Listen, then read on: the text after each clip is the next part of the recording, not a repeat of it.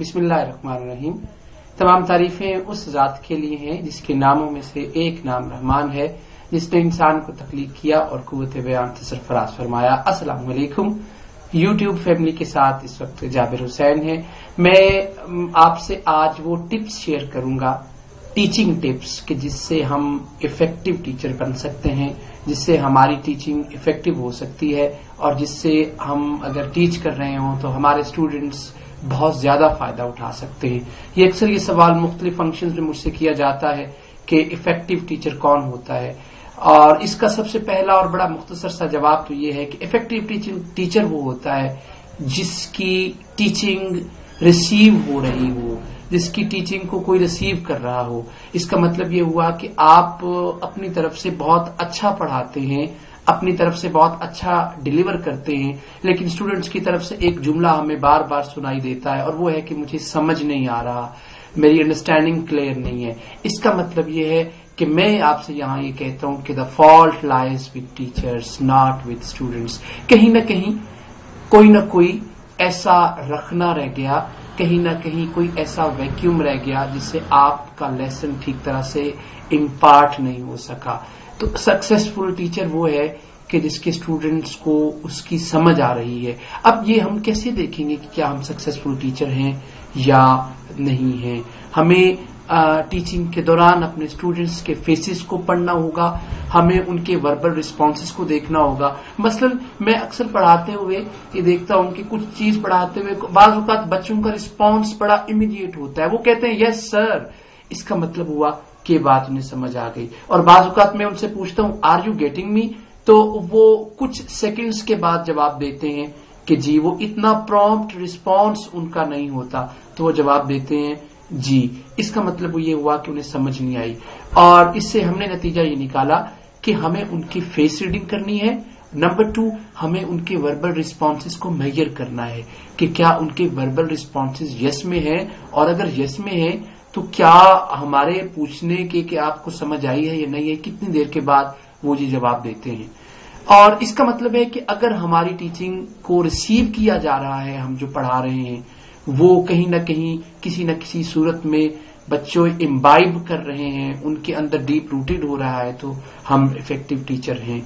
मैं दूसरी बात आपसे ये शेयर करूंगा कि हमारे यहाँ टीचर बहुत ज्यादा इम्प्रेसिव बनने की कोशिश करते हैं। हमारी कोशिश होती है कि हम स्टूडेंट्स को इम्प्रेस करें, कभी अपनी लैंग्वेज से, कभी अपने मुश्किल अल्फाज से, कभी रेफरेंसेस से हम स्टूडेंट्स को इम्प्रेस करें। हमें इम्प्रेसिव नहीं बनना, हमें एक्सप्रेसिव बनना है। इसका मतलब ये है कि हम जो तैयारी करके आए हैं, हम जो लेसन प्लान करके आए, हम we should be in a position to express what we want to impart to our students. हम इम्प्रेसिव ना बने, हम एक्सप्रेसिव बने, ये बड़ा जरूरी है। और तीसरी जो टिप मैं आपको देता हूं जो बड़ी अहम है और जो मैंने देखा है वो ये है कि what to teach and how to teach. इसमें हम हाउ टू टीच को हम इस वक्त छोड़ रहे हैं, हम इस पर बात कर रहे हैं कि what to teach and what not to teach.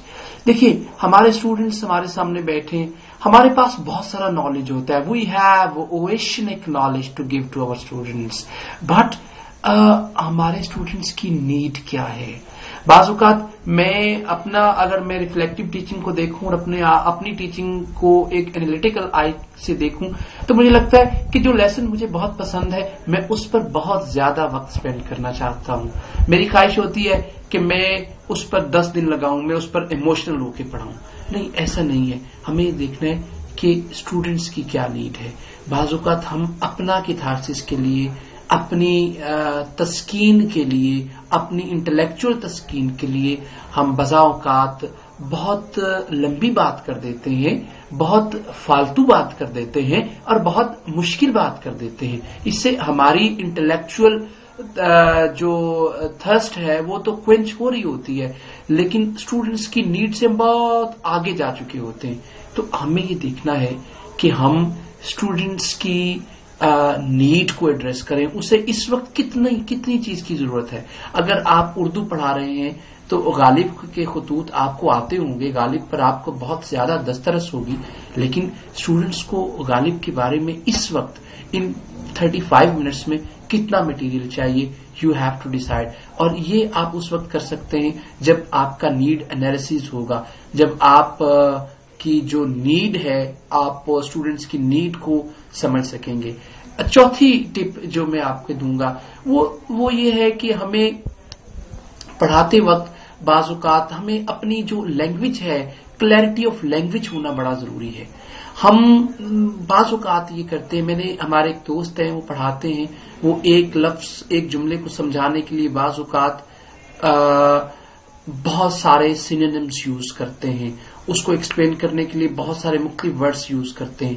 بعض اوقات یہ ہوتا ہے کہ اسٹوڈینٹس ان ورڈز میں کنفیوز ہو کر رہ جاتا ہے اور وہ اس جسٹ تک نہیں پہنچ پاتا دراصل جو ایک ورڈ میں ہوتا ہے. ہماری لینگویج بڑی کلیئر ہونی چاہیے. اب لینگویج کلیئر ہماری کہاں کہاں ہونی چاہیے؟ ہماری لینگویج کلیئر تو ایک تو ہونی چاہیے کہ لیسن کو انٹروڈیوس کرواتے ہوئے ہماری لینگویج بہت کلیئر ہونی چاہیے.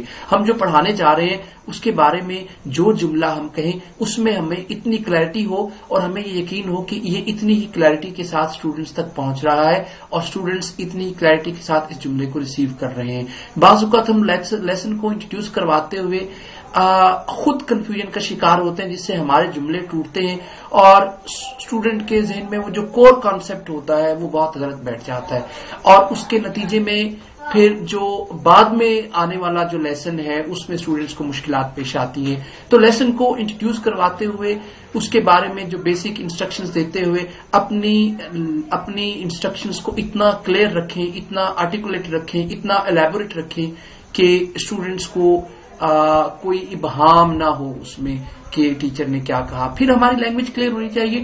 چھوٹے بچوں کو پڑھاتے ہوئے ہم اسٹوڈینٹس کو بعض اوقات جب ہوم ورک دیتے ہیں اسٹوڈینٹس ہمارا ہوم ورک نہیں کر پاتے. اس کا جو میں نے ایک بہت بڑی وجہ دیکھی ہے، جیرمی ہارمر ایک بہت بڑا جس نے لینگویج سکلز پر کام کیا ہے اور اس کی ایک کتاب بھی ہے ہاؤ ٹو ٹیچ انگلش، وہ اگر آپ کبھی پڑھیں تو اس میں وہ لکھتا ہے کہ آپ بچوں کو جو انسٹرکشنز دیں اس پہ بڑی کلیئرٹی ہو. اگر آپ ان سے کہہ رہے ہیں کہ یہ کام کرنا ہے، آپ نے ڈکٹیشن کرنی ہے، گھر جا کے اس لیسن کی پریسی یا سمری کرنی ہے، تو آپ کی انسٹرکشنز اگر ویگ ہوں گی، اگر ایمبیگوس ہوں گی تو students might come across some difficulties in that. So اپنی جو انسٹرکشنز ہیں انہیں بہت زیادہ کلیئر رکھیں.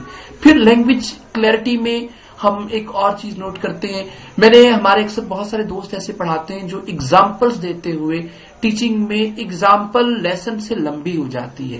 تو کوشش کریں کہ ایک تو وہ ایگزامپل ہم دیں جو بہت کلیئر ہو، بہت واضح ہو اور وہ بہت زیادہ فار فیچڈ نہ ہو، بہت زیادہ ان نون نہ ہو. اور اس ایگزامپل وہ جو ایگزامپل ہم دینے جا رہے ہیں اس ایگزامپل کے لیے ہم اگر کوئی کلیئر لفظ اگر یوز کر لے تو زیادہ بہتر ہو. بعض اوقات ایگزامپل سے مشکل اس کی لینگویج ہوتی ہے. اب اسٹوڈینٹس کے سامنے دو چیلنجز آ جاتے ہیں، اس کے سامنے لیسن بھی ہوتا ہے اور وہ ایگزامپل بھی ہوتی ہے. تو example should be precise and compact as well so far as the language of example is concerned. دوسری جو ایک اور ٹپ میں یہاں پہ دینا چاہوں گا وہ یہ ہے کہ پڑھاتے ہوئے جو ہمارا انٹونیشن پیٹرن ہے وہ بڑا ضروری ہے. ہم اگر ایک لہجے میں بغیر رائز اور فال دیے ہوئے ہم اگر پڑھاتے جائیں گے تو شاید اسٹوڈینٹس کے لیے ہماری آواز بوجھل سی بن جائے گی. شاید ہم اس طرح سے اسٹوڈینٹس بور ہو جائے گا، بورڈم کا شکار ہو جائے گا. ایک پچ پہ اگر وہ ایک ٹیچر کو سنتا رہے گا تو ہم اپنے لہجے میں رائز اینڈ فال دیتے رہیں.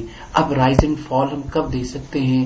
موڈ کو دیکھیں، لیسن میں جو موڈ ہے اس کے مطابق ہم بات کریں. اگر کسی بات پہ سٹریس دینے کی ضرورت ہے تو سٹریس دیں، کسی بات پہ اگر آہستہ ہونے کی ضرورت ہے تو ہم آہستہ ہو جائیں. کسی بات پہ اگر ہم کوئی ایسا لیسن پڑھا رہے ہیں جس میں کوئی ایسی بات ہے جس میں سختی ہے تو ہم اپنے لہجے میں سختی اختیار کریں. یہ جو آواز کے کلرز ہیں، یہ جو ووکل اویئرنس ہے، یہ ٹیچر کو ہونی چاہیے کہ ہم صرف یہ پوچھتے ہیں اپنے بچوں سے جو آخری بینچ پہ بیٹھا ہوتا ہے کہ کیا تمہیں am I audible to you.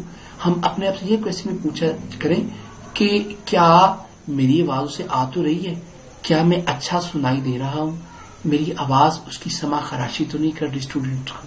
تو ہمیں اپنی جو پچ ہے وہ اس میں ویریشن دینا، اس میں کلرز دینا ہمارے لیے بڑا ضروری ہے.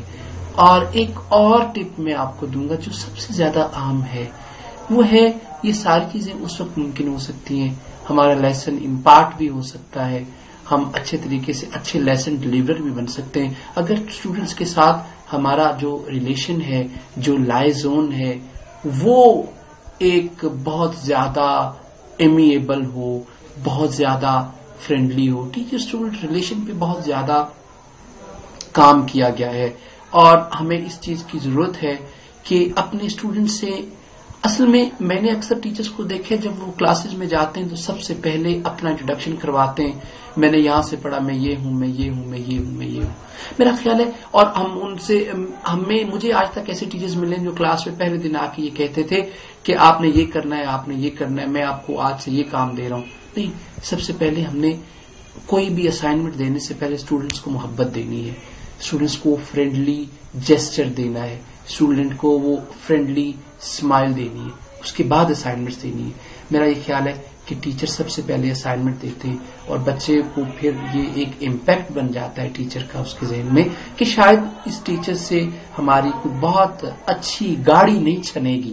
تو اس کا بہترین حل یہ ہے کہ ہمیں سب سے پہلے کلاس میں آ کے، جو اگر ہمارا پہلا دن ہے یا ہم اگر بہت عرصہ ہو گیا پڑھاتے ہوئے، ہم اسٹوڈنٹ سے ایک ریپو ڈیولپ کریں، ایک فرینڈلی ریلیشن.